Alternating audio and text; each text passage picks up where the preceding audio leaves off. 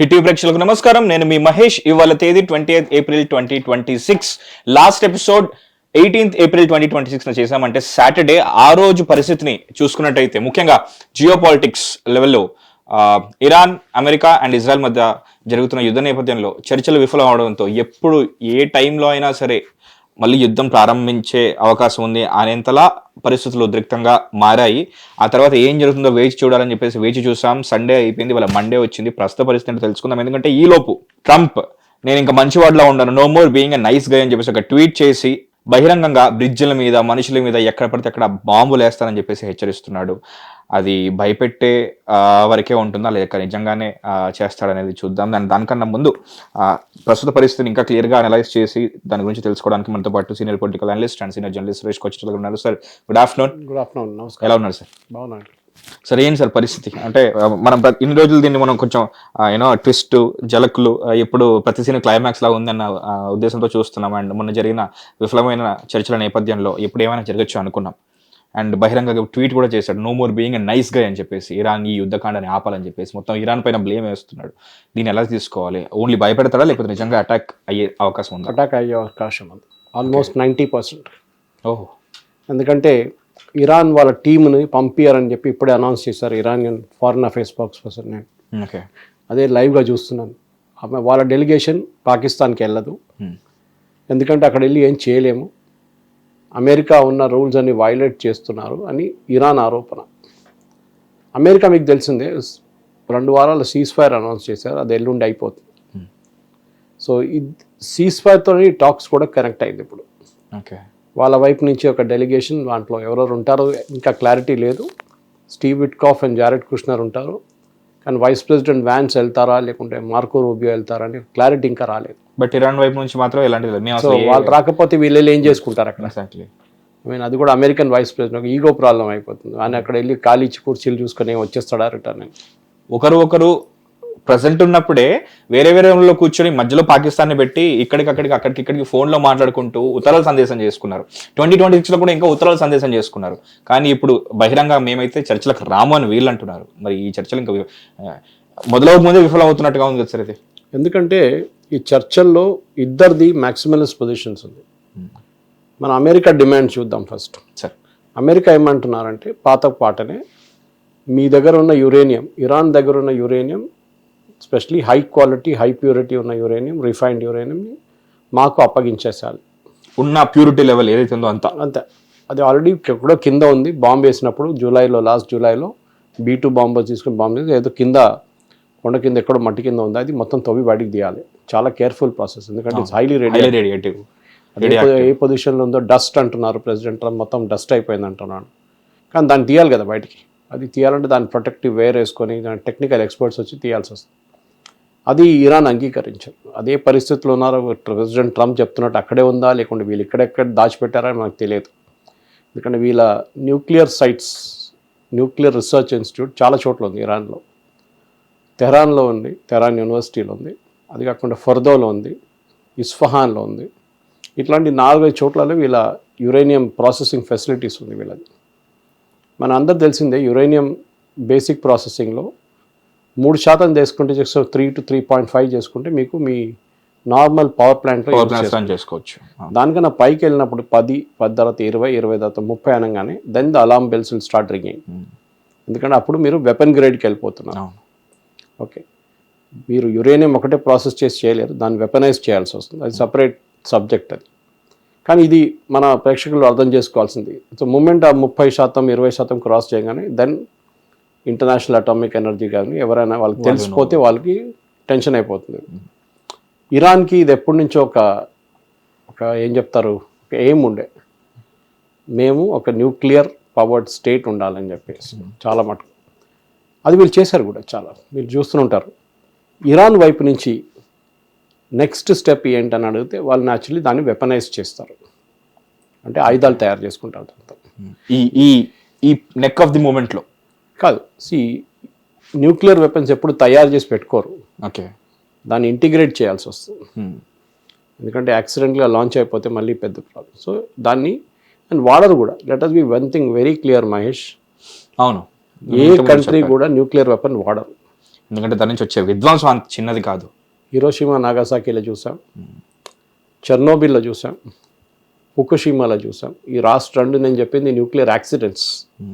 First 2 deliberate, Hiroshima Nagasaki. US వచ్చి bomb వేశారు, nuclear bombs. కానీ ఆ టైంలో ఉన్న కెపాసిటీ చాలా తక్కువ in terms of the detonation power. ఇప్పుడున్న దానికన్నా 100 టైమ్స్ ఎక్కువ and the population also. So that is the idea main. So మీరు ఎవరు యూజ్ చేయరు, కానీ ఒక డెటరెన్స్ లాగా ఉంటుంది. నా చేతిలో కర్ర ఉంది, కొడతాను నేను నా దగ్గరకు వస్తే. అది దట్స్ అ న్యూక్లియర్ స్టిక్. ఇది మన బెస్ట్ ఎగ్జాంపుల్ మీకు చెప్పాలంటే Kim Jong Un, north Korea. ఆయన ఎవ్వరు వెళ్ళి హరాస్ చేయరు. అని ఏం మాట కూడా చెప్పారు. ట్రంప్ కూడా చూడండి ఏం మాటలు చెప్పారు. కిమ్ జాంగ్ ఉన్ కలిసారు కూడా ఆయన ఫస్ట్ టర్మ్లో. కిమ్ జాంగ్ ఉన్ ఎందుకంటే ఆయన దగ్గర న్యూక్లియర్ వెపన్స్ ఉంది. అది ఆయన ఎట్లా తెచ్చుకున్నాడో దాని స్టోరీ సపరేట్.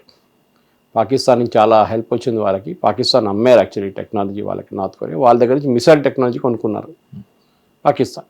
ఇది 2 స్టోరీలు ఉన్నాయి సపరేట్. కానీ ఇప్పుడున్న పరిస్థితుల్లో ప్రెసిడెంట్ ట్రంప్కి ఫస్ట్ వరి ఏంటంటే ఇరాన్ దగ్గర, అండ్ స్పెషలీ ఇజ్రాయిల్కి, అంటే ఇరాన్ దగ్గర న్యూక్లియర్ వెపన్స్ ఉండకూడదు. Okay, let's be very clear. ఎందుకు అనగానే ఇజ్రాయెల్ ఆన్సర్ వస్తుంది. అమెరికా మీద దాడి చేయరు. ప్రెసిడెంట్ ట్రంప్ 2-3 సార్లు క్లియర్గా చెప్పారు ఇప్పుడు రీసెంట్లీ. ఏ రోజు ఇరాన్కి ఆయుధాలు వస్తాయి ఆ రోజు ఇజ్రాయెల్ మ్యాప్లో ఉండదు. కంప్లీట్గా తూడ్చి మార్చారు sir. That is aim. So ఇరాన్ని డెవలప్ చేయనియకూడదు. సరే, అట్లాంటి పరిస్థితుల్లో ఇప్పుడు వాళ్ళు తీసుకున్నారు, ప్రాసెస్ చేశారు. ఏం చేస్తారు? సరే, మీ దగ్గర 3.5% దాకా ఉన్న ప్యూరిటీ ఉన్నది, మీరు వాడుకోండి. కానీ దాని ఒక అకౌంట్ ఉండాలి.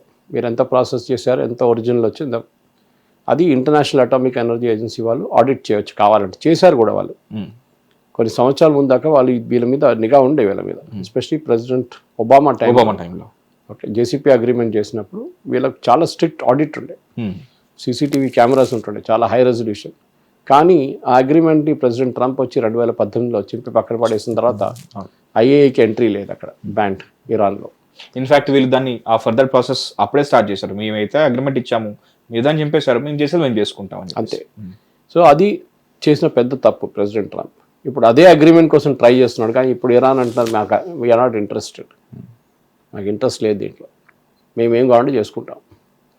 అమెరికా ఏమంటున్నారంటే మీరు ఒక పని చేయండి, మీరు కావాల్సిన పీస్ఫుల్ పర్పస్కి కావాల్సిన వాడుకోండి, మిగతాది మాకు ఇచ్చేసేయండి, మాకు అప్పగిచ్చేసేయండి. మీకు రాదు, మీకు తెలియదు ఎక్కడుందంటే మేము మీతో వచ్చి దాన్ని తవ్వి తీయడానికి మీ దగ్గర ఎక్స్పర్టీస్ ఉంది. కరెక్ట్. అది కాకుండా ఐఏఏ ఎక్స్పర్ట్స్ కూడా వస్తారు, వాళ్ళు కూడా ఉంటారు. మనం తవ్వి తీసిన తర్వాత తీసుకెళ్ళిపోదాం. అది మ్యాటర్ కాదు సార్, ఎందుకంటే వాళ్ళకి తెలియకుండా ఉండదు, బట్ వాళ్ళు రివీల్ చేయడానికి సో ఇష్టం లేక. కరెక్ట్. అది కాకుండా వీళ్ళు సెకండ్ ఆప్షన్ ఏమి ఇచ్చారంటే రష్యాకి అప్పగిచ్చేస్తాం. ఇరాన్ వైపు నుంచి వచ్చిన ప్రపోజల్ అంట. కానీ ఇరాన్ అట్లా ఏం మాటలు మేము చెప్పలేదు. ఇదంతా ప్రెసిడెంట్ ట్రంప్ తయారు చేసిన కథలు. ఆయనకి ప్రతి గంటకు ఒక కొత్త థియరీ వస్తుంది, ఆ థియరీ ఆయన ట్వీట్ చేస్తారు, దానికి దీనికి సంబంధం లేదు. నిన్ననో మొన్న ఆయన అన్నారు, నిన్న అనుకుంటాను, మీ ఇరాన్తో నేను ఫోన్లో మాట్లాడాను, ఇరానీ రిప్రజెంటేటివ్స్. ఇప్పుడే ఫారిన్ అఫేర్స్ స్పోక్స్ పర్సన్ అన్నారు, అట్లా ఇరాన్లో ఎవరు ప్రెసిడెంట్ ట్రంప్తో మాట్లాడలేదు. ఎందుకంటే మాకు ఎవరితో దగ్గర నుంచి తిట్లు తినడానికి మాకు అవసరం లేదు, అట్లాంటి లాంగ్వేజ్ యూజ్ చేస్తారు, దానికోసం మేము ఎవరితో మాట్లాడాము. అంటే ఇది నమ్మశక్యం కూడా లేదు సార్, ఎందుకంటే మనిషి పక్కకుంటేనే మాట్లాడినప్పుడు ఫోన్లో ఎట్లా మాట్లాడతారు సార్? ఇది మహేష్ దీనికన్నా ముందు కూడా బహుశా మీకు ఎక్స్ప్లెయిన్ చేశారు మన ప్రేక్షకులు కూడా. ఏంటంటే మీరు ఇప్పుడున్న నెరేటివ్లో, ఇప్పుడు నేను వచ్చి ఒక హైపోథెటికల్ సిచ్యువేషన్, దాన్ని నేను అయిపోయిందని చెప్తాను ముందే, అప్పుడు మీరు దాన్ని ఖండించలేరు. ఫర్ ఎగ్జాంపుల్ ఆ రోజు ఇజ్రాయెల్తో సీజ్ ఫైర్ గురించి ప్రెసిడెంట్ ట్రంప్ ముందే అనౌన్స్ చేసేసారు, సీజ్ ఫైర్ అయిపోయింది, నేను Israel and Lebanon have a cease fire నా అని చెప్పి. ఇజ్రాయలీ క్యాబినెట్ ఇంకా డిసైడ్ చేయలేదు, వాళ్ళ మీటింగ్ కాలేదు ఇంకా, దానికన్నా ముందు అనౌన్స్ చేసింది. సో అప్పుడు ఏమవుతుందంటే ఇజ్రాయలీ క్యాబినెట్ మీద బెంజమిన్ నెటన్యాహు మీద ప్రెషర్ వచ్చేసింది.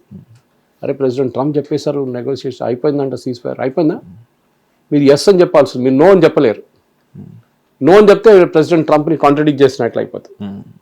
ఇన్ఫాక్ట్ ఇజ్రాయలీ క్యాబినెట్ కోపం వచ్చింది, నేను చెప్పాను కూడా, వాళ్ళకి చాలా కోపం వచ్చింది ఇజ్రాయలీ క్యాబినెట్లో ఉన్న మినిస్టర్స్. ఇదేంటిది పద్ధతి, ఏంటిది, నేను చెప్పే ముందే ఆయన అనౌన్స్ చేసేస్తాడు, ఇది ఎట్లా అవుతుందని చెప్పారు. అది ఆయన ఒక స్ట్రాటజీ ప్రెసిడెంట్ ట్రంప్ది, ప్రెషర్ పెట్టడానికి.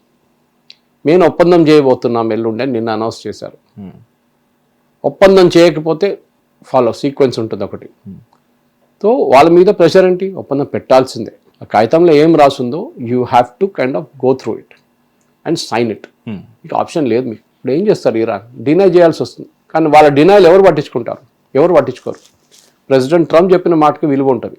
అరే బహుశా పాకిస్తాన్ చేస్తున్నారు అండ్ దాని మీద పాకిస్తాన్ గేమ్లు వేరే. అది మీడియేటర్ రోల్ కాకుండా వాళ్ళు మసాలా రోల్ అన్నీ యాడ్ చేసి ఏజెంట్ రోల్ కూడా ప్లే చేస్తున్నారు. మీడియేటర్ ఉన్నప్పుడు ఏంటంటే మీరు రెండు పార్టీలను తీసుకురావాలి, ఒక టేబుల్కి తీసుకొచ్చి మాట్లాడిపించాలి. కానీ మన ప్రాబ్లం ఏంటంటే వీళ్ళిద్దరూ ఇరాన్ అండ్ అమెరికా వాళ్ళు మాట్లాడరు. మీకు తెలిసిందే, ఎప్పటి నుంచో 49 సంవత్సరాల నుంచి they don't talk to each other governments అన్నమాట. అటాంటి టైంలో పాకిస్తాన్ అడ్మిట్ వచ్చి కూర్చున్నారు. అవును, ఇదే పొజిషన్ ఖతార్ ఒమాన్ డిక్లైన్ చేశారు, ఈజిప్ట్ డిక్లైన్ చేశారు, టర్కీ డిక్లైన్ చేశారు. మేము దీంట్లో రాంగ్. అండ్ వాళ్ళు ఎందుకు డిక్లైన్ చేస్తారో వాళ్ళకి స్ట్రాంగ్ రీజన్స్ కూడా ఉన్నాయి. ఎస్, డెఫినెట్గా. ఎందుకంటే వాళ్ళు చూసిన దాని ప్రకారం వాళ్ళ లాజిక్ ఏంటంటే ఇది ఎక్కడికి వెళ్ళదు. ఎందుకంటే నెగోసియేషన్కి ఒక ఛాన్స్ ఉంటే ఎవరైనా ఇన్వాల్వ్ అవుతారు. ఒమాన్ 2 సార్లు చూసారు, మొత్తం ఒప్పందం దాకా వచ్చిన తర్వాత బాంబులు వేస్తారు. So they said we're not getting in to it again. పాకిస్తాన్కి పబ్లిసిటీ కావాలండి. ఓకే, వాళ్ళు ఎవరు పట్టించుకోవట్లేదు, వాళ్ళని టెర్రరిస్ట్ నేషన్ అంటున్నారు. అట్లాంటి టైంలో మొత్తం ఇంటర్నేషనల్ మీడియా ఇక్కడికి వచ్చేస్తారు. మా దగ్గర పబ్లిసిటీ, పాకిస్తాన్ ఫారెన్ మినిస్టర్ అక్కడ వెళ్తున్నాడు, పాకిస్తాన్ ప్రధానమంత్రి ఇక్కడికి వెళ్తున్నాడు, అసీం మునీర్ అక్కడికి వెళ్తున్నాడు. ఇప్పుడు ఏమైంది లాస్ట్లో? ప్రెసిడెంట్ ట్రంప్ అన్నారు, I believe my friend Asim Munir very well. అదే ఈ అసీం మునీర్ అనే మనిషి ఐఎస్ఐ చీఫ్గా ఉన్న టైంలో was very close to Qasem Soleimani. Okay, Qasem Soleimani IRGC head ఉండే టైంలో ప్రెసిడెంట్ ట్రంప్లో ఫస్ట్ టర్మ్లో Iran revolutionary guards corps command chief. ఆయన్ని అమెరికా ఒకరోజు హెలికాప్టర్ అంబుష్లో చంపేశారు ఆయన్ని. ఓకే, ఆయన వెళ్తున్న కార్ మీద మిసైల్ కొట్టారు అమెరికా. అది పెద్ద న్యూస్ అయింది ఆ టైంలో, ప్రెసిడెంట్ ట్రంప్ ఫస్ట్ టర్మ్లో. కాసిం సులేమాన్ని చంపడం అంటే అంత ఈజీ కాదు. ఆయనకు అంత సెక్యూరిటీ ఉండే, ఆయన ఎక్కడ తిరుగుతాడో ఎవరికి తెలియదు. అట్లాంటి పరిస్థితుల్లో ఈయన కొట్టారనమాట. This guy Asim Munir was very close to Qasem Soleimani. Covert sir, covert అప్పట్లో అతను కోవర్ట్ కదా, ఓపెన్ అసోసియేషన్ ఉండే వాళ్ళకి. ఓకే, సో ఇప్పుడు నిన్న వాషింగ్టన్ పోస్ట్, న్యూయార్క్ టైమ్స్లో ఒక ఆర్టికల్ వచ్చింది. వైట్ హౌస్ కూడా రెడ్ ఫ్లాగ్ రేజ్ చేశారు. ఇది అసీం మునీర్ హిస్టరీ. ఇప్పుడు కూడా ఆయనకి ఇరాన్ రెవల్యూషనరీ గార్డ్స్తో సంబంధాలు ఉన్నాయి. దానికోసం ఆయన మాట్లాడగలుగుతున్నాడు. ఇప్పుడు ఇంకెవరిని వాళ్ళు పట్టించుకోరు. తో మీరు చాలా కేర్ఫుల్ ఉండాలి మనిషితో అని చెప్పి వార్నింగ్ ఇచ్చారు ఆయనకి, ఓకే, అమెరికన్ ట్రంప్కి. ఈయన కూడా అదే రోజు రిటర్న్ వచ్చేసింది పాకిస్తాన్కి. ఇప్పుడు ఇరాన్ ఏమంటున్నా అంటే మేము మా ఇంటర్మీడియరీ పాకిస్తాన్కి చెప్తున్నాం, పాకిస్తాన్ యూఎస్కి చెప్తారు, యూఎస్ అదే మాట విని మాకు చెప్తారు, పాకిస్తాన్ చెప్తారు, పాకిస్తాన్ వచ్చి మళ్ళీ ఇరాన్కి చెప్తారు. కానీ ఏం జరగట్లేదు.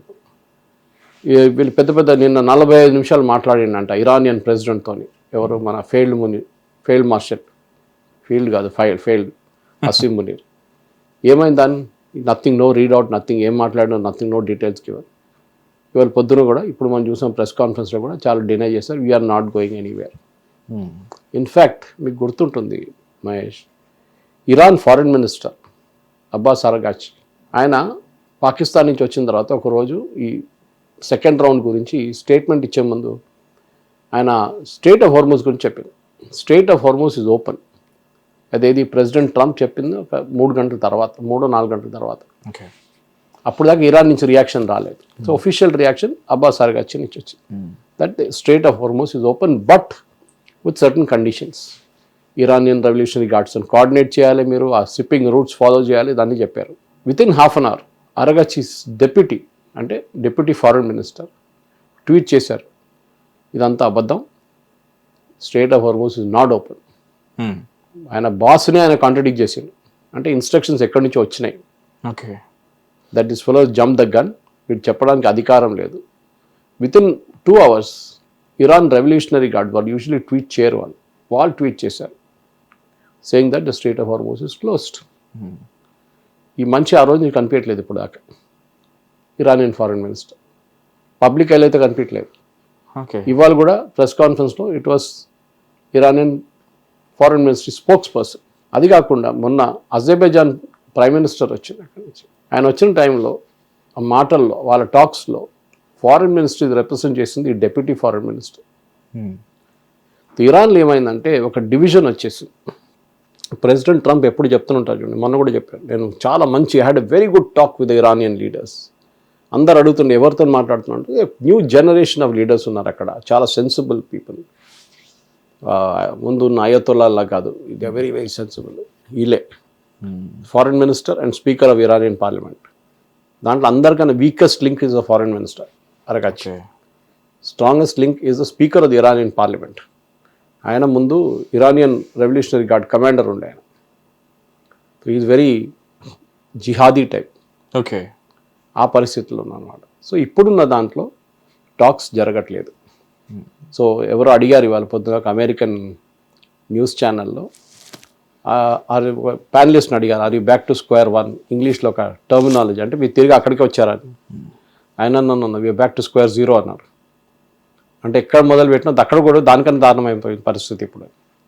అమెరికా ఇప్పుడు ఏం చెప్పారు ఇరాన్కి, మీరు చూసుంటారు, ప్రెసిడెంట్ ట్రంప్ చాలా స్ట్రిక్ట్ వార్నింగ్ ఇచ్చారు, రేపు సాయంత్రం లోపల సంతకం పెట్టకపోతే అంతే. ఇప్పుడు పాకిస్తాన్ వాళ్ళు మొత్తం పరుగుతుంటారు అక్కడిక్కడ, ఇది కాకుండా చూడడానికి. Iron is not lost. Pakistan వాళ్ళ ఒక 6 F-16 F-14 అని తీసుకెళ్ళి పాకిస్తాన్లో పెట్టారు. J-15 కూడా ఉంది దాంతోపాటు, బహుశా 12 కన్నా ఎక్కువ ఉండొచ్చు ఎయిర్క్రాఫ్ట్. తీసుకెళ్ళి సౌదీ అరేబియాలో పెట్టారు. దాంతోపాటు 4,000 మంది సోల్జర్స్ని పంపించారు సౌదీ అరేబియాకి, పాకిస్తాన్ నుంచి. సౌదీ అరేబియాలో ఎవరితోనైనా యుద్ధానికి వెళ్తున్నారా? అది కూడా సోల్జర్స్ ఎందుకు? ల్యాండ్ బార్డర్ ఎక్కడ? వాళ్ళు ల్యాండ్ బార్డర్తో పోరాటం, వాళ్ళ ల్యాండ్ పక్కన ల్యాండ్ ఎవరున్నారు? యమన్ ఉంది, యమన్తో పోరాటం చేయబోతున్నారా? ఓకే, హూతీలతో వెళ్తున్నారా? ఇరాన్తో పోరాడతారా? జరిగింది ఏంటంటే, ఒకటి పాకిస్తాన్కి $5 మిలియన్ ఇస్తారని సౌదీ అరేబియా ఒక ఒప్పందం చేసుకున్నారు. ఓకే, దాంట్లో $3 బిలియన్ యూఏకి కట్టాలి. వాళ్ళు అడుగుతున్నారు డబ్బులు చాలా రోజుల నుంచి, అడుగుతూ ఇవ్వట్లేదు. అప్పుడు లాస్ట్లో డెస్పరేట్ ఇచ్చి వాళ్ళు నోటీస్ ఇచ్చేసి ఇవ్వకపోతే అంతే సంగతి అనగానే వెళ్ళి సౌదీ అరేబియా కాలు పట్టుకొని $3 మిలియన్ ఫస్ట్ ఇన్స్టాల్మెంట్లు ఇచ్చేసి ఇంకా $2 మిలియన్ రావాలంట. $2 బిలియన్ ఇంకా పెండింగ్ ఉంది సౌదీ అరేబియా నుంచి లోన్. ఇది కూడా సౌదీ అరేబియా ఏమన్నారు, నాకేం కొలాటరల్ లేదు, ఏం లేదు, నీకు ఇచ్చాను $5 బిలియన్, రేపు నువ్వు కట్టకపోతే నేనేం చేయాలి? ఓకే, నువ్వు యూఏకి కూడా కట్టలేదు, ఎన్నో సంవత్సరాల తర్వాత వాళ్ళు అడిగినప్పుడు కూడా నువ్వు కట్టలేదు, లాస్ట్లో వాళ్ళు ధమ్కి ఇచ్చినప్పుడు కట్టినావు, ఇప్పుడు వెళ్ళి అది కూడా నా దగ్గర అప్పు తీసుకొని నువ్వు పని చేయి, కొన్ని ఎయిర్క్రాఫ్ట్ తీసుకొచ్చి ఇక్కడ పెట్టు, నీ మనుషులను కూడా తీసుకొచ్చి ఇక్కడ పెట్టు, ఓకే, గ్యారంటర్ లాగా, కొలాటరల్ లాగా, మరి ఇక్కడ ఉంటారు, తాకట్టు పెట్టడం లాగా సార్. ఇంకా చెప్పాలంటే అదొక లాజిక్ ఉంది. రెండవది, వీళ్ళిద్దరు నడిమిట్లో ఒక ఒప్పందం ఉండే, పాత ఒప్పందం, దాన్ని రీసెంట్లీ రిన్యూ చేశారు, డిఫెన్స్ అగ్రిమెంట్, నేటో లాగా. ఏంటి, మా మీద దాడి చేస్తే, దట్ ఈస్ సౌదీ అరేబియా మీద దాడి చేస్తే పాకిస్తాన్ వాళ్ళని, ఆ ఎనిమీని ట్యాకిల్ చేస్తారు, పాకిస్తాన్ సహాయిస్తారు నేటో లాగా. They will come to the help of Saudi Arabia. Saudi Arabia అట్లనే పాకిస్తాన్ మీద దాడి చేస్తే సౌదీ అరేబియా వచ్చి ఎవరు ఆక్రమించారో వాళ్ళ మీద బాంబులు వేస్తారు. మనం మోడల్ పక్కన పెడదాం, మనం పాకిస్తాన్ రేపు అటాక్ చేస్తే సౌదీ అరేబియా వస్తారా? వాళ్ళు రారు, వాళ్ళకి తెలుసు అది ఆ సిచ్యువేషన్ ఎట్లా ఉంటుందని. రివర్స్ పెడదాం, మనం సౌదీ అరేబియా మీద రేపు ఇరాన్ దాడి చేస్తే, ఇప్పుడు బాంబు వేస్తా అంటున్నాడు, ఏం కానీ అందరి మీద కొడతాడు వాళ్ళు. కొట్టిన తర్వాత సౌదీ అరేబియా మీద ఒక 10 మిసైల్ పడతాయి తెలియ. అప్పుడు లాజికల్ ఏముండాలి, సౌదీ అరేబియా మీద దాడి జరిగింది, పాకిస్తాన్ అక్కడ ఉన్న F-16 F-14 J-15 తీసుకెళ్ళి ఇరాన్ని ధ్వంసం చేశారు. చేస్తారా? దమ్ముండదు. ఫస్ట్ ఆఫ్ ఆల్ వీళ్ళు మీడియేటర్, నువ్వే మాట్లాడుతున్నావు ఇరాన్తోని, మళ్ళీ నువ్వే వెళ్ళి వాళ్ళ తల మీద బాంబు వేస్తావా? మరి దారుణంగా ఉంది సార్ పాకిస్తాన్ పరిస్థితి. అదే అంటున్నా. సో ఆలోచించండి. So they are in desperate state. వాళ్ళు ఎందుకు దీంట్లో వచ్చారు దగ్గర ముందు చెప్పాను మీకు, వాళ్ళకి పబ్లిసిటీ కావాలంటే. సో లిటరలీ హీరోయిన్ కొట్లాడుకున్న మధ్యలో కమెడియన్ దెబ్బలు తిన్న ఒక మేము ఉంటుంది కదా సార్, అట్లే ఉంది సార్ ఇది. కరెక్ట్. వీళ్ళ దగ్గర ఉన్న F-16 తీసుకెళ్ళి అక్కడ పెట్టుకోవడం ఏంటి, పైగా మనుషుల్ని అక్కడ పెట్టడం ఏంటి? అండ్ ఇప్పుడు మా మీద దాడి జరిగితే ఒకప్పుడు ఈ ఫైట్ బ్యాక్ అమెరికా చేసేది, లైక్ మీకు మేము సెక్యూరిటీ ఇస్తామని. ఇప్పుడు అమెరికన్ క్యాంప్స్ కొట్టేసిన తర్వాత సెక్యూరిటీ లాగా మనుషులు తెచ్చి పెట్టుకోవడం ఏంటి సార్? ఇది చాలా దారుణంగా ఉంది సార్ ఇది. సో ఇప్పుడు మనం సిచ్యువేషన్ ఎట్లా అయిపోయిందంటే, రేపు సాయంత్రం అంటే as we record this program on Monday evening, Tuesday evening కల్లా ఏదో జరగచ్చు. ఓకే, ఇప్పుడైతే క్లారిటీ వచ్చేసింది, వాళ్ళు రారు. పాకిస్తాన్ డెస్పరేట్ అసీముని అని చెప్పాను చూడండి, 45 నిమిషాలు కాల్ చేశారంట ప్రెసిడెంట్తో, ఇది ఇరానియన్ ప్రెసిడెంట్ అని. వీళ్ళు అంటే పాకిస్తాన్కి ఇప్పుడు కూడా ఇంత చేసిన తర్వాత కూడా అర్థం కావట్లేదు, ఇరాన్లో ఉన్న పొలిటికల్ ఈక్వేషన్స్ మారిపోయింది February 28 తర్వాత. అంతర్గత యుద్ధంలా ఉంది సార్ ఇది. కంప్లీట్లీ వాళ్ళ నడిమిట్లో ముల్లాలు అప్పుడు దాకా కంట్రోల్ చేస్తుండే దేశం మొత్తం. ఇప్పుడు ఐఆర్జీసీ చేతిలో ఉంది అది, ఇరాన్ రెవల్యూషనరీ గార్డ్స్ కోర్ వాళ్ళ చేతిలో ఉంది. And they are very hard core. వాళ్ళు ట్వీట్ చేసేంత లైక్ కాంట్రాడిక్ట్ చేసి ట్వీట్ చేసేంత వరకు వచ్చారంటే like they are very clear, we will not surrender to America. ఏమైనా కానీ మమ్మల్ని కొట్టి చంపినా కానీ మేము అమెరికా వ్యతిరేకంగా మేము పోరాడుతూనే ఉంటాం. ఇన్ఫాక్ట్ వాళ్ళు మొన్న మనం చేసిన ఎపిసోడ్ వరకు కూడా అవసరమైతే ఆత్మాహుతి కూడా రెడీ అయ్యారు వాళ్ళు. సో ఇప్పుడు మన ఇండియన్ షిప్స్ మీద అటాక్ చేశారండి, మీరు చూసుంటారు స్ట్రేట్ ఆఫ్ హార్మోస్లో మొన్న రాత్రి. సరే మెత్త డ్యామేజ్ ఏం కాలేదు, చిన్న అటాక్ ఉంది. కానీ ఇండియన్ షిప్ మీద ఎందుకు చేశారని అడిగి ప్రెసిడెంట్ ట్రంప్ దానికి జవాబు ఇచ్చారు. అది ఇండియన్ షిప్ కాదు, ఫ్రెంచ్ అండ్ యూకే షిప్ అంటున్నాం. అది ఆయన లాజిక్, అది అర్థం కదా. అది పేరు ఇండియన్, ఫ్లాగ్ ఇండియన్, మళ్ళీ అది కాదు అది యూకే వాళ్ళ షిప్ అంట, ఫ్రెంచ్ వాళ్ళ షిప్ అన్నారు. ఎవరు కాంట్రడిక్ట్ చేయలేదు ఆయన. బట్ ఇండియన్స్ కూడా ఇండియన్స్ చేయక్కర్లేదు, మనం జస్ట్ కీపింగ్ క్వైట్. మనం క్వైట్గా షిప్ని బయట తెచ్చుకుంటాం ఎట్లయినా. ఇప్పుడు పరిస్థితి ఏమైపోయిందంటే ఈ సీజ్ ఫైర్ అనేది ఎల్లుండి అయిపోతుంది. ఓకే, సో వీళ్ళు టాక్స్ కూడా అట్లనే ప్లాన్ చేశారు. ఇది ఫెయిల్ అయింది అనుకోండి, రేపు ఫెయిల్ అవుతుంది 100%. ఫెయిల్ అయినాగానే ఎల్లుండి నుంచి సీజ్ ఫైర్ అయిపోయింది, మేము కొట్టడం మొదలు పెడుతున్నాం అని చెప్పేస్తారు. ఆల్రెడీ సీజ్ ఫైర్ బ్రేక్ అయిందని అమెరికా ఒక హింట్ ఇచ్చారు. మీరు షిప్ మీద అటాక్ చేశారు చూడండి స్ట్రేట్ ఆఫ్ హార్మోస్లో, తో సీజ్ ఫైర్ పోయింది, నో లాంగర్ అప్లికబుల్. ఇరాన్ ఏమంటారు, మీరు గల్ఫ్ ఆఫ్ ఒమాన్లో మీరు మీ మొత్తం వార్షిప్స్ని పెట్టుకొని బ్లాక్ చేస్తున్నారు. నిన్న రాత్రి ఒక ఇరానియన్ వెసల్, ఫ్లాగ్డ్ వెసల్ ఇరాన్కి వస్తుంది through the Arabian sea. Gulf of ఒమాన్కి వచ్చినప్పుడు మీరు దాని మీద దాడి చేసి దాన్ని ఇంజిన్ రూమ్ ధ్వంసం చేసి వారిని ఆక్యుపై చేసుకున్నారు. మీరు పారాట్రూపర్స్ని దానిపైన దింపారు. ఇప్పుడు ఆ షిప్ మీ చేతిలో ఉంది. అమెరికా అంటున్నారు అక్కడ కూడా కాదు, లోకంలో ఎక్కడ ఉంటే కూడా చైనీస్ ఈ షిప్స్ని మేము పట్టుకుంటాం. దీన్ని గోస్ట్ షిప్స్ అంటారు దీన్ని. దాంట్లో ఆయిల్ నింపుకుంటారు, తిరుగుతూనే ఉంటారు వీళ్ళు, ఎవడో కొంటాడని చెప్పేసి వాళ్ళ దగ్గర. ఓకే, రష్యా కూడా చేస్తారు అది. ఓకే, అట్లాంటి పరిస్థితుల్లోనే ఈ షిప్లన్నీ ఎక్కడున్నా కానీ మేము పట్టుకుంటాం, ఇంటర్నేషనల్ అంగడి నీళ్ళల్లో ఎక్కడైనా. సో ఇరాన్కి ఇప్పుడు టెన్షన్ అయిపోయింది ఏం జరగబోతుంది అనేది. అండ్ డెఫినెట్గా ఎందుకంటే ఇట్లాంటి పరిస్థితుల్లో ఇరాన్ దగ్గర ఎక్కువ ఆప్షన్స్ లేదు. ఇప్పుడు నిన్న ఒక రిపోర్ట్ వచ్చింది, వాషింగ్టన్ పోస్ట్ అనుకుంటా, ఇరాన్ది 70% ఆయుధాలు అంటే మిసైల్స్ అండ్ డ్రోన్స్ ఇంటాక్ట్ ఉంది, ఇంత బాంబింగ్ చేసిన తర్వాత కూడా, ఇన్ని కొట్టిన తర్వాత కూడా. ఓకే, అగైన్ అక్కడ 2 రీజన్స్ ఉండొచ్చు. ఒకటి ఇరాన్ కాన్ఫిడెన్స్ పెంచడానికి పెట్టిన స్టోరీ ఉండొచ్చు ఇది. ఓకే, మొన్న కూడా చూసాం మనం సీజ్ ఫైర్ టైంలో వాళ్ళు తవ్వుతున్నారు, శాటిలైట్ ఇమేజ్ చూపించారు, జేసీబీలు తీసుకొచ్చి వాళ్ళ లాంచర్స్ అంతా మట్టి కింద వెళ్ళిపోయింది బాంబింగ్లో, అది బయట తీస్తున్నారు దాన్ని. ఓకే, ఇప్పుడు వాళ్ళు బాంబ్ చేయలేరు కదా ఈ టైంలో, ఇజ్రాయెల్ కానీ ఎవరైనా కానీ తీస్తున్నారు. శాటిలైట్ ఇమేజ్ చాలా క్లియర్గా కనిపిస్తుంది. అమెరికా కూడా తెలిసిపోతుంది ఎక్కడ పోయిందని కూడా, రేపు కావాలంటే అక్కడే బాంబు వేసేస్తారు వాళ్ళు.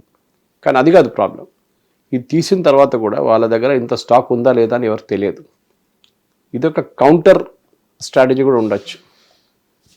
ఇరాన్లో ఉన్న రెవల్యూషనరీ గార్డ్స్ కానీ మిగతా వాళ్ళ కాన్ఫిడెన్స్ పెంచుతున్నారు వీళ్ళు. మీ దగ్గర చాలా ఆయుధాలు ఉన్నాయి, 70,000 80,000 ఆయుధాలు ఉన్నాయి, మీరు అమెరికాతో సాలిడ్గా పోరాటం చేయొచ్చు. కానీ వాళ్ళ దగ్గర ఉండదు 5,000 ఉంటుంది. అది వాళ్ళకి తెలియదు, ఎందుకంటే ఇరాన్లో ఉన్న రెవల్యూషనరీ గార్డ్ సిస్టమ్ని కంప్లీట్గా డీసెంట్రలైజ్ చేశారు. One of the reasons why Iran ఇప్పుడు దాకా నిలబడగలిసిందంటే అమెరికాతో అది. వాళ్ళు ప్రతి దాంట్లో సెంట్రలైజ్ చేయకుండా తెహరాన్లో కానీ ఫర్దాలో కానీ ఇస్ఫహాన్లో పెట్టకుండా వాళ్ళు డిస్ట్రిబ్యూట్ చేశారు. వాళ్ళ దగ్గర 34 డిస్ట్రిక్ట్స్ ఉంది, 34 డిస్ట్రిక్ట్ సపరేట్ కమాండర్స్కి ఇచ్చేసారు, అప్పగిచ్చేసారు. ఆయుధాలు కానీ మిసైల్ కానీ డ్రోన్ కానీ ఏదైనా కానీ. సో వాళ్ళు దాన్ని వాడుకుంటున్నారు. ఇప్పుడు మీరు ఒక కమాండర్ ఉన్నారు ఒక డిస్ట్రిక్ట్లో అంటే మీరేం చూస్తారు, అరే వీళ్ళు చెప్పారు మన ఆయుధాలను నాకు చాలా బాగుంది, ఒక పని చేస్తాను, నా దగ్గర ఉన్న ఆయుధాలన్నీ కొట్టేస్తాను నేను, ఒక 10% ఉంచుకొని మొత్తాన్ని కొట్టేస్తాను. మన చాలా ఉన్నాయి కదా మన దగ్గర. కానీ ఆడు కొట్టిన తర్వాత ఆడికి న్యూస్ వస్తున్నారు అక్కడ ఏం లేదు, ఒట్టి అమెరికా క్రియేట్ చేసిన స్టోరీ ఇదని. అప్పుడు ఆయుధాలు అయిపోయి మళ్ళీ అమెరికా వచ్చి కొడతారు. అది రేపు జరుగుతుంది, రేపు సాయంత్రం లేకుండా ఎల్లుండి జరుగుతుంది. ఈసారి president Trump cease fire extend చేయరు, 2 వారాలు గడుపు ఇయ్యరు, డైరెక్ట్ కొడతారు. ఎందుకంటే ఇరాన్ ఇప్పుడు చాలా వీక్ పొజిషన్లో వచ్చేసారు. సరే మీరు 40 రోజులు ఇప్పుడు 52 రోజులు అయింది, ఇప్పుడు మీరు నిలబడగలరు, మీరు చాలా బాగా ఫైట్ చేశారు, కరెక్ట్, అంత బాగానే ఉంది.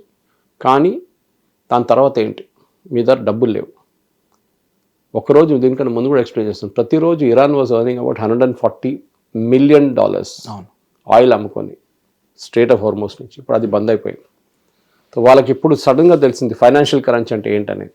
డబ్బులు లేదు, సరుకులు కొనడానికి డబ్బులు లేవు, ఎక్కడి నుంచి ఇప్పుడు అమ్మిన వాళ్ళు కూడా డబ్బులు ఇవ్వరు. ఇప్పుడు చైనీస్ ఉండొచ్చు, ఎవరైనా ఉండొచ్చు. ఆ పరిస్థితిలో వచ్చేసారు ఇరాన్. వాళ్ళ ప్రజలకి రేపు అక్కడున్న గవర్నమెంట్ సర్వెంట్స్కి, మిగతా సెక్టర్స్లో ఉన్న వాళ్ళకి జీతం ఇవ్వాల్సి వస్తుంది, దానికి డబ్బులు లేవు. సో న్యాచురల్లీ వీళ్ళు ప్రొటెస్ట్ చేస్తారు, రోడ్డు మీద దిగుతారు. అమెరికా ఏమో పవర్ ప్లాంట్ మీద కొడతా అంటున్నారు. మీరు వినుంటారు ప్రెసిడెంట్ ట్రంప్ క్లెయిమ్. రోడ్ల మీద, బ్రిడ్జెస్ మీద, పవర్ ప్లాంట్స్ మీద మొత్తం దాడి చేస్తారు. ఆయన చేస్తారు, ఎందుకంటే చేశాడు. ఒక్కసారి మీరు పవర్ ప్లాంట్ మీద కొడితే వాళ్ళకి పవర్ ఉండదు, ఎలక్ట్రిసిటీ ఉండదు. ఈ వెదర్లో అక్కడ అన్ని ఏసీ లేకుండా మీరు ఉండలేరు. 10 రోజులు, ఒక 5 రోజులు 10 రోజులు జనరేటర్ మీద నడిపిస్తారు. దాని తర్వాత ఏంటి సంగతి? ఓకే, ఇది పెద్ద ఒక ఇష్యూ కాబోదు. సో ప్రజలు ప్రొటెస్ట్ చేయొచ్చు. మూడోది, ఇరానియన్ రెవల్యూషనరీ గార్డ్లోనే ఒక స్ప్లిట్ ట్రై చేస్తున్నారు అమెరికా, సిఐని యూజ్ చేసి. కొంతమంది చెప్పారు, మిమ్మల్ని పట్టుకుంటే ఆ పాత కేసులన్నీ ఉన్నాయి చూడు, మీరు 40,000 మందినో 30,000 మందిని చంపారు ఇప్పుడు రీసెంట్లీ, ఆ కేసులన్నీ మీ మీద పెట్టి మిమ్మల్ని ప్రాసిక్యూట్ చేస్తాం and we will get you death sentence. లేకుంటే నువ్వు పని చేయి, మీతోనున్న 5,000 మందిని తీసుకొని ఇటువైపు వచ్చేసి మా వైపు అండ్ ఒఫిషియల్గా ఫైట్ చేద్దాం ఇరానియన్ రెజీమ్తో. సో ఇరానియన్ రెజీమ్ అనేది మనందరూ తెలిసిన డిక్టటోరియల్ రెజీమ్, యాక్చువల్లీ యూస్లెస్. వాళ్ళని కొట్టాల్సిందే. There is something which I agree with president Trump. Totally last 49 సంవత్సరాలు వాళ్ళు కంప్లీట్గా ధ్వంసం చేశారు. They totally finished off Iran. So వాళ్ళని అక్కడ ఉమెన్కి ఫ్రీడమ్ లేదు, హిజాబులు, బుర్కాలు ఇదన్నీ వేసుకోవాల్సి వస్తుంది. వేసుకోవాలని చంపుతారు రోడ్డు మీద, ప్రొటెస్ట్ చేయకూడదు, చాలా స్ట్రిక్ట్ రూల్స్ అండ్ రెగ్యులేషన్స్. అది ఇల్లాజికల్ రీజన్స్. షాఫ్ ఇరాన్ టైంలో ఉన్న అక్కడ దాకా వెళ్ళాలని చెప్పట్లేదు నేను. Where girls in Tehran university మినిస్కర్ట్లు వేసుకొని తిరుగుతుండే ఆ టైంలో. 79లో ఒకటి ఉంటుంది, 26లో ఇప్పుడు ఇంకో వరల్డ్ ఉంటుంది. కానీ ఎక్కడో ఒక చోట్ల there should be lot of movement. ఎందుకంటే మీరు పక్కన సౌదీ అరేబియా చూడండి. మొహమ్మద్ బిన్ సల్మాన్ అంటున్నా, నేను సౌదీ అరేబియాని యూరోప్ చేసేస్తాను 2030 దాకా. 4 సంవత్సరాలు ఉన్నాయి. దుబాయ్ చూడండి, ఇట్ లుక్స్ లైక్ బ్యాంకాక్. అంత ఫ్యాషన్ అది ఇది దుబాయ్లో. సో మీకు ఎప్పుడు అనిపించదు you're in an Islamic regime అని, కానీ ఇరాన్లో అది ఉంది. సో ఇరానియన్స్ ఆల్సో వాళ్ళ పాత సిస్టమ్కి వెళ్ళాలనుకుంటున్నారు. వాళ్ళకి చాలా ఫ్రీడమ్ ఉండే ఆ టైంలో. ఇప్పుడు మనకి ఇరాన్ లోపల ఏం జరుగుతుందని తెలియట్లేదు Mahesh. Complete internet shut down. February 28 నుంచి వాళ్ళ దాకా 52 రోజులు ఇంటర్నెట్ లేదు. అక్కడ ఏం జరుగుతుందో లోపల ఎవరికి తెలియదు. కొన్ని వీడియోస్ బయటకు వచ్చినాయి, దాంట్లో చాలా క్లియర్గా గాజా కన్నా దారుణం ఉందంట పరిస్థితి. కంప్లీట్గా కొట్టేశారు అమెరికా అండ్ ఇజ్రాయెల్ కలిసి. కానీ అక్కడ ప్రజలు దాని గురించి మాట్లాడలేకపోతున్నారు, దాన్ని ప్రొటెస్ట్ చేయలేకపోతున్నారు, బయటకు దిగి వాళ్ళ మాటలు చెప్పుకోలేకపోతున్నారు. వాళ్ళు ఈ పరిస్థితిలో ఉన్నారు ఇప్పుడు. So with in next 48 hours చాలా క్రూషియల్గా ఉండబోతుంది. బహుశా it's a fight to the finish. America ఇన్ని రోజుల నుంచి వెయిట్ చేస్తున్నారు. ఇదే వాళ్ళకి దొరికిన మూమెంట్. సరే, కొన్ని డ్యామేజెస్ ఉంటుంది, ఇక్కడ అక్కడ కలిసి కొన్ని డ్యామేజెస్ జరగవచ్చు. పక్కనున్న ఖత్తర్ మీద, బహ్రెయిన్ మీద, కువైట్ మీద, సౌదీ అరేబియా, యూఏఈ వీళ్ళ మీద అన్ని దాడి చేస్తారు Iran. Fight to the finish అన్నమాట లాస్ట్లో. నేను మునుగుతా, నిన్ను కూడా తీసుకుపోతా తోడని చెప్పి ఆ పాలసీలో వచ్చేసారు వాళ్ళు. మనం చూడాల్సింది. ఇప్పుడు మనం every hour we're seeing a different thing. ఇప్పుడు ఒక గంట ముందు దాకా ఏమన్నారు, ఇరాన్ వెళ్ళొచ్చు. ఇప్పుడు వాళ్ళు క్లారిఫై చేస్తారు, మేము వెళ్ళట్లేదు. బికాస్ అక్కడ వెళ్ళి ఏం మాట్లాడతాం? మేము చెప్పింది వాళ్ళు అంగీకరించట్లేదు, వాళ్ళు చెప్పింది మేము అంగీకరించట్లేదు. మళ్ళీ ఏం కావాలి? ఇప్పుడు ఏం చేద్దాం? ఏం చేయలేము. ఆ పరిస్థితిలో ఉన్నారు సార్. ఇప్పుడు 2 దేశాలకి చూసుకుంటే ఇప్పటి వరకు అయిన ఖర్చు అమెరికాకి చాలా ఎక్కువ. ఇన్ఫ్యాక్ట్ ఇన్ని రోజుల్లో ఎందుకు ఇంకా మళ్ళీ ప్రతి దాడి ఎందుకు చేయట్లేదు అమెరికా అంటే, కొద్దో గొప్ప అతని మీద ఉన్న ఆంక్షలు, ఇప్పటికే ఖర్చు ఎక్కువ అయిపోయింది, ఇంకా నువ్వు ఎక్స్ట్రా డబ్బులు అడుగుతున్నావు, ఎక్కడి నుంచి తెస్తామనే ఉద్దేశంతో సరే సీజ్ ఫైర్ నాటకమో లేకపోతే స్ట్రైట్ ఆఫ్ హార్మోస్ నాటకమో మొత్తానికి తనలో తానే ట్వీట్ చేస్తూ తనే మాట్లాడుకుంటూ ఏదో వెరిగా చేశాడు సార్. బట్ ఇప్పుడు పరిస్థితి అలా కాదు, కంపల్సరీ అటాక్ చేయాల్సిన అవసరం అండ్ మొమెంట్ కూడా అలాగే ఉంది. ఎందుకంటే ఇప్పుడు ఫైట్ టు ది ఫినిష్ అన్నట్టుగా వాళ్ళ దగ్గర కూడా వాళ్ళ బలం తగ్గింది. ఇదే మనం మొన్న కూడా మాట్లాడుకున్నాం సేమ్ ఎపిసోడ్ గురించి. వాళ్ళ బలం కూడా తగ్గింది. ఈ టైంలో ఇరాన్ నుంచేమో లైక్ మేము ఎంతవరకు అయితే అంతవరకు అవసరమైతే ఆత్మాహుతి దాడి చేసుకున్నా సరే మేము గెలిపించుకుంటాం, like will give it all in అన్నట్టుగా వీళ్ళు ఉన్నారు. సో స్టాటిస్టికల్గా ప్రాక్టికల్గా చూస్తే ఆబ్వియస్లీ అమెరికాదే లైక్ విన్ సిచ్యువేషన్లో ఉంది ఇప్పుడు. కరెక్ట్. అండ్ ఏదైతే తను కోరుకుంటున్నాడు రెజ్యూమ్ చేంజ్ అని చెప్పేసి, అది జరిగే అవకాశం ఉందా? ఉంటుంది. నేను చెప్పాను చూడండి, it all depends on revolutionary గార్డ్స్ని ఏం చేస్తారని. కానీ అమెరికాది ట్రాక్ రికార్డ్ ఎట్లయిపోయిందంటే, వాళ్ళు ఏ దేశంలో ఏదైనా మార్పు చేయాలనుకున్నారో ఆ దేశంని మొత్తం ధ్వంసం చేసేవాళ్ళు.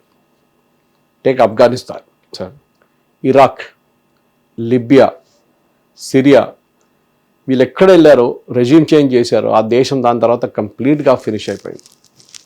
ఇరాక్లో గవర్నమెంట్ ఉంటా అంటే ఉందని చెప్పొచ్చు, రాష్ట్రపతి ఎవరంటే నాకు తెలియదు. సిరియాలో ఒక టెర్రరిస్ట్ని తీసుకొచ్చి లీడర్గా కూర్చోబెట్టారు ప్రెసిడెంట్గా. లిబియాలో ఏం జరుగుతుందో ఎవరికి తెలియదు. ఆఫ్ఘనిస్తాన్లో మీకు తెలిసింది, అక్కడ తాలిబాన్ ఒక తాలిబాన్ తీసి ఇంకో తాలిబాన్ పెట్టారు, అంతా చేశారు అమెరికా. ఈ పరిస్థితుల్లో అమెరికా రేపు ఇరాన్లో కూడా ఇంటర్ఫీర్ చేయగలిగితే ఇరాన్ 10 సంవత్సరాల తర్వాత ఏమైపోతుంది ఇరాన్ది, అది పెద్ద ప్రశ్న. చాలా బాగా చేశారు, ఇప్పుడు వెనిజువేలాలో చేసినట్లనే మేము అన్ని చేంజ్ చేసేస్తాం, మా వాళ్ళు ఉంటారంటే కాదు. అక్కడ Iranian citizens is not like Venezuela, వాళ్ళు అగ్రీ చేయరు, వాళ్ళకు ఒక ఈగో ఉంది. సరే ఇప్పుడు ఉన్న వాళ్ళందరూ దొంగలు, అది ఇది కరెక్టే, కానీ వీ వాంట్ రూల్, అమెరికా రూల్ని అంగీకరించాము. అది ఇరానియన్స్లో ఒక పట్టు ఉంది దాని మీద. ఇన్ఫాక్ట్ ప్రజలు కూడా అది కోరుకుంటున్నారు, రెజ్యూమే చేంజ్ అవ్వాలని ప్రజలు కూడా కోరుకుంటున్నారు, బట్ నాట్ ఫ్రమ్ అమెరికా కాదు, ఇంకేదైనా జరగాలి, మాకు కావాల్సినట్టుగా జరగాలి. కరెక్ట్. సో అమెరికా ఫెసిలిటేట్ చేయాలంతే, దాని తర్వాత సీ నుంచి వెళ్ళిపోవాలి, కానీ అది జరగదు. అమెరికా కన్నంతా ఆయిల్ మీద ఉంది. అవును, సింపుల్ యాజ్ దట్.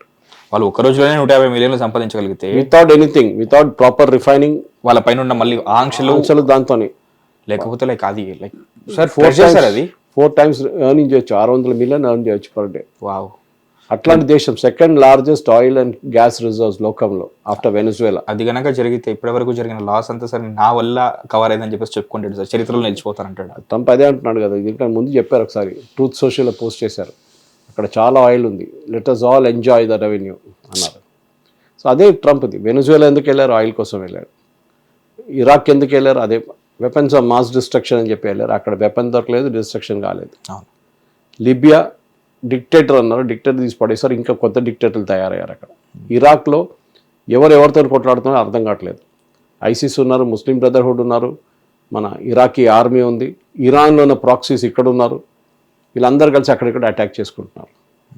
ఆ సిచ్యువేషన్ కూడా మెస్. ప్రజలు, ఇరానియన్ ప్రజలు కూడా తెలుసు, గుడ్ ఐడియా, ఈ రెజ్యూమ్ని తీసి పక్కన పడేయాలి, ఓకే, వీళ్ళని ఇక్కడి నుంచి తరిమి కొట్టాలి. కానీ ఆఫ్టర్ దాట్ వాట్? మళ్ళీ లిబియా లాగానో, మళ్ళీ ఒక ఇరాక్ లాగానో, మళ్ళీ ఒక సిరియా లాగానో తయారవుతుందా మా దేశం కూడా అని వాళ్ళకి ఒక డౌట్ ఉంది. ఎందుకంటే Iran is not like all this. వాళ్ళు చాలా హైలీ ఎడ్యుకేటెడ్, దీనికన్నా ముందు కూడా చెప్పాను, చాలా highly educated, technically very competent. In fact democracy ఉన్న ఏకైక దేశం కూడా ఇప్పుడు ఇరాన్ ఒకటే, లైక్ వాళ్ళ చుట్టుపక్కల ఉన్న వాళ్ళతో పోల్చుకుంటే. సార్ మరి ఈ పరిస్థితికి లిబియా అండ్ ఇజ్రాయెల్ ఎలా తోడ్పడతాయి? Like we'll go all in అని వీళ్ళు కూడా వస్తారా? ఎవరెవరు ఇరాన్ మీద? ఎవరు? Israel and Libya. లిబియానా? Why Libya? Lebanon. Okay, Lebanon. Israel and లెబనన్లో గవర్నమెంట్ ఉందంటే ఉంది అంతే. గవర్నమెంట్కి పవర్ ఏం లేదు, అస్సలు పవర్ లేదు. పవర్ అంతా ఉన్నది ఈజ్ విత్ హెజ్బుల్లా. ఇప్పుడు సీజ్ ఫైర్ చేశారు 10 రోజులు, దాంట్లో 2 రోజులు అయిపోయినాయి. ఏ రోజు ఇరాన్ని కొడతారో అదే రోజు హెజ్బుల్లాని కొడతారు మళ్ళీ. ప్రెసిడెంట్ ట్రంప్ పెద్ద ఒక స్టేట్మెంట్ ఇచ్చారు, నేను చెప్పాను ఇప్పటి నుంచి లెబనన్ మీద బాంబు లేయకూడదు అదని. ఇజ్రాయెల్ అన్నారు అదంతా మీ దగ్గర పెట్టేసుకోండి, మా మీద ఎవడైనా దాడి చేస్తే వాళ్ళని కొడతాము. కొట్టారు కూడా, ఇవాళ పొద్దున కూడా జరిగింది బాంబింగ్. సో అక్కడ కూడా ఇజ్రాయేలీ ప్రజలు చాలా కోపం పడ్డారు అమెరికాతో. ఏంటి మా ఫ్యూచర్ మీరు ఎట్లా కన్సిడర్ చేస్తారు, మేము సఫర్ అవుతున్నాం, మా మీద బాంబులు వేస్తున్నాడు వాడిని ఫినిష్ చేయకుండా మీరు సీజ్ ఫైర్ పెట్టారు ఏంటని చెప్పి చెప్పంగా నెక్స్ట్ డే అక్కడ ఉన్న జూయిష్ లాబీ ఎంత పవర్ఫుల్ అంటే మహేష్ మీకు చెప్పాను, they really dictate American politics. Next day president Trump ఒక ట్వీట్ చేశారు మళ్ళీ ట్రూత్ సోషల్లో, Israelis are great people, Israelis are great fighters, they always fight to win. మారిపోయింది మళ్ళీ. దాని తర్వాత ఇజ్రాయెల్ డైలీ కొడుతున్నారు, ఇప్పుడు ఎవ్వడేమంటలేదు. Lebanese government is absolutely useless.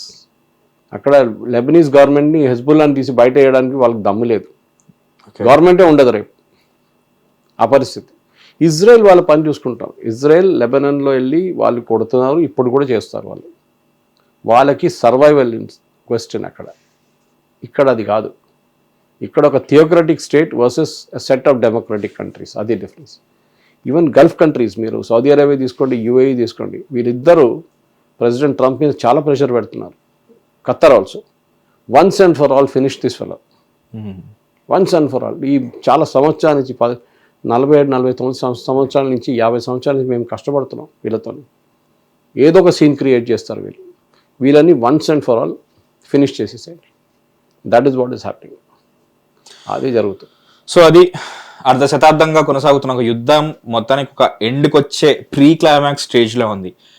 ఇది ఈ ప్రీ క్లైమాక్స్ స్టేజ్ ఇప్పుడు మనం అనాలిసిస్ ఏదైతే చేసామో senior political journalist and Suresh Kochattil garu చెప్తున్నట్టు ఇది వన్స్ అండ్ ఫర్ ఆల్ మొత్తానికి ముగుస్తుందా, లేకపోతే మనం సినిమాల్లోనో వెబ్ సిరీస్లో చూసినట్టు ప్రీ క్లైమాక్స్లో ఒక హీరో వచ్చి సపోర్ట్ ఇచ్చి మొత్తం గెలిపించినట్టు ఇంకేదన్నా కొత్త దేశం దీనికి యాడ్ అయ్యి సపోర్ట్ ఇచ్చి మళ్ళీ ఇరాన్ దేశాన్ని మళ్ళీ బలపరుస్తారా లేదో చూడాలి. బట్ ప్రస్తుతం ఉన్న పరిస్థితి మాత్రం ఎప్పుడు ఏం జరుగుతుందో అన్నట్టుగానే ఉంది.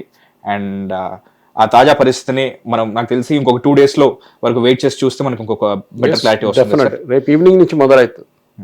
Hopefully will do episode. మాకు దానికి సంబంధించిన అప్డేట్స్ వస్తే కనుక ఇరాన్ పరిస్థితి ఏంటి, రెజ్యూమే మారుతుందా, లేకపోతే వాళ్ళు మళ్ళీ తిరిగి బలోపేతం అయ్యి మళ్ళీ కొత్తగా యుద్ధం స్టార్ట్ చేస్తారా, లేకపోతే హోరాహోరీగా పోరాడతారా, అసలు ఏం జరుగుతుందా, 50 ఏళ్ల యుద్ధ చరిత్ర ఒక ఎండింగ్కి వచ్చే మనం కళ్ళారా చూస్తున్న ఒక పాయింట్లో ఉన్నాం మనం. సో అది మీరు ఇంకా ఎప్పటికప్పుడు తెలుసుకోవాలంటే హిట్ టీవీకి స్టే ట్యూన్ అయి ఉండండి. And Suresh sir, thank you so much. Thank you very much. Stay tune to Hit TV. This is Mahesh.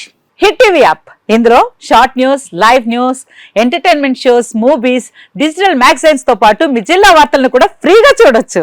ఇంకెందుకు ఆలస్యం, వెంటనే హిట్ టీవీ యాప్ ని డౌన్లోడ్ చేసుకుని ఫ్రీగా ఎంటర్టైన్మెంట్ పొందండి. Hit TV app. Hit TV app. Please download hit TV app. Hit TV యాప్ని ఫ్రీగా download చేసుకొని ఎంజాయ్ చేయండి. మీకు నచ్చిన ఎంటర్టైన్మెంట్ కోసం హిట్ టీవీ యాప్ ని ఫ్రీగా డౌన్లోడ్ చేసుకుని ఎంజాయ్ చేయండి. హిట్ టీవీ యాప్ ని డౌన్లోడ్ చేసుకుని ఆస్వాదించండి, ఆశీర్వదించండి. ఇంతమంది సెలబ్రిటీలు హిట్ టీవీ యాప్ ని డౌన్లోడ్ చేసుకోండి అని చెప్తున్నారంటే ఎంత మంచి యాప్ ఆలోచించండి. అమెరికా అమెరికా అమెరికా అమెరికాలో చదవాలనుకునే వాళ్ళకి విశ్వసనీయమైన పేరు మన శౌర్య కన్సల్టెన్సీ. UK లో 1 year masters, UK లో 1 year masters, 2 years work permit up to 5 years visa. Contact Saurya Consultancy. Contact 89851 89851.